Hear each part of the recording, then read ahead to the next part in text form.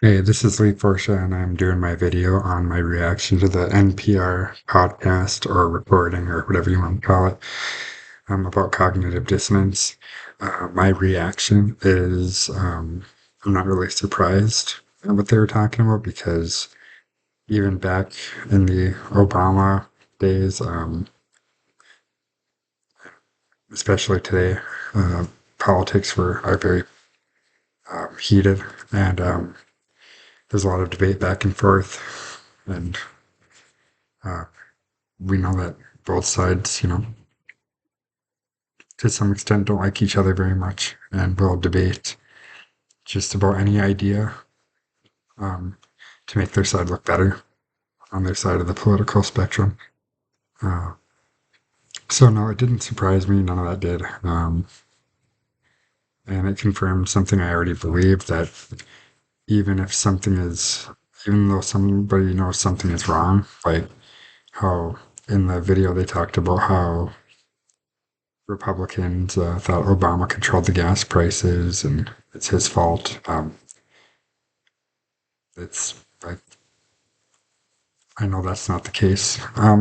Back when I was in high school, during the time when Obama was president, I kind of probably did believe that the president controlled the gas prices, and as a conservative, um, I probably agreed that he was the reason why gas prices were high when they got high, and if the gas prices ever got low during that point, I probably wouldn't have believed that he controlled the gas prices as much.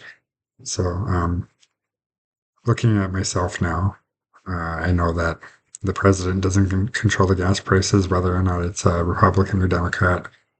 So that argument um, now seems kind of trivial to me. Let's see here.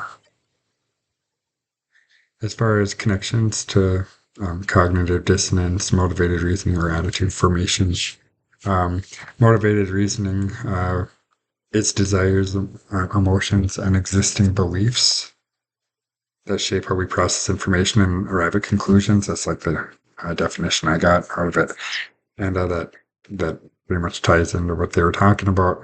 Um, Whoever's the president at the time, whatever side of the political spectrum people are on,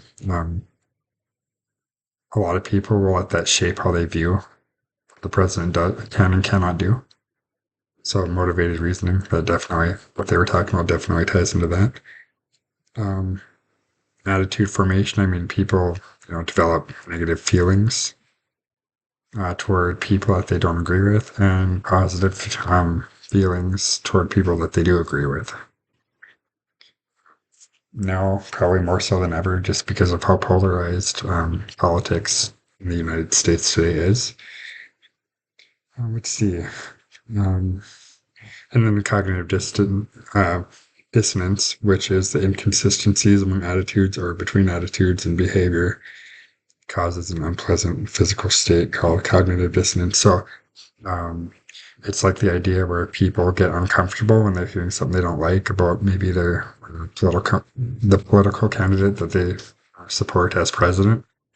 So if somebody walks up to a Trump supporter today and says, "Hey, Trump is doing this and it's causing this," and it's not helping us out very much, somebody might that person probably more than likely will get defensive and have a like unpleasant, reaction to that conversation.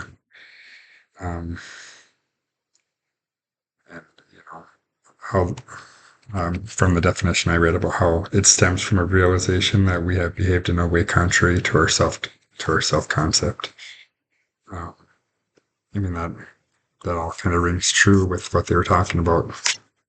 So and kind of ties in what I was talking about as well. A real life situation in which I experienced cognitive dissonance. Yeah, like right now, like how I know that I know more so now that the president doesn't control gas prices, whereas back when I was in high school, I did. So I was more likely to blame Obama if the gas prices were high, and not give him credit if the gas prices were low. And now I know kind of how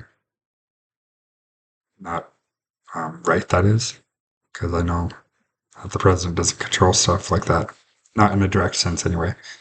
If this was a government class or an economics class, I could talk about how the president could control something like that in an indirect way, but that's not what we're here for. So, um,